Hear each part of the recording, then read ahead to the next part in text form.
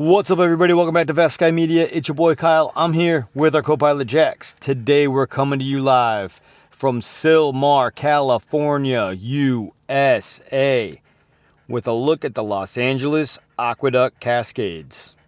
Anyone who's been on the 405 or 5 freeway when it meets back up in northern Los Angeles has seen the Cascades of the Los Angeles Aqueduct. It sits on the northern edge of the San Fernando Valley, and they mark the terminus of the Los Angeles Aqueduct, where Owens Valley water drops into the Los Angeles Reservoir. In the early 1900s, rapid population growth stranded the Los Angeles River. City engineer William Mulholland and former mayor Fred Eaton targeted the Owens River in the eastern Sierras as a reliable gravity-fed source. This set the stage for controversial water wars. Los Angeles quietly acquired water rights in the Owens Valley, sparking lasting conflict with local farmers and ranchers as the valley's agriculture dried up. From 1905 to 1907, voters approved major bonds, including a key $23 million measure in 1907 to fund construction and secure water rights. From 1908 to 1913, construction began. The first Los Angeles Aqueduct, including 233 miles of canals, tunnels, siphons, and conduits,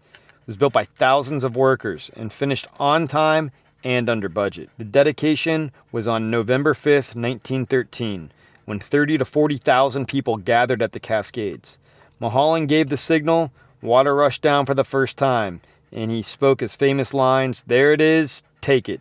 The structure provided aeration and controlled drop into the San Fernando and Van Norman reserves. From 1910 to 1920, expansion was the name of the game. The terminal storage reserves were completed. Later, projects included the St. Francis Dam, which was finished in 1926, the dam that broke a few minutes before midnight on March 12, 1928, in what some call the greatest disaster in California history. It was said to uproot entire orange groves, and the flood killing at least 500 people left thousands homeless. Well, it was William Mulholland who oversaw the design and construction of the St. Francis Dam.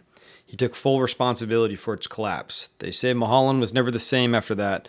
The father of LA's modern water system retired shortly afterwards and lived the rest of his life in near seclusion. In 1958, the Cascades were designated a California Historical Landmark. In 1971, the Sylmar earthquake severely damaged the lower Van Norman Dam. Near collapse and risk triggered evacuations and freeway closures. Major seismic upgrades followed. In the mid to late 70s, a modern Los Angeles Reservoir was built, about 3.3 billion gallons and 176 acres. On that note, it is peanuttier time for the co-pilot. There you go, bud. If you like what we're doing, if you want to support the channel, give us a sub if you haven't already. Thumbs up the video.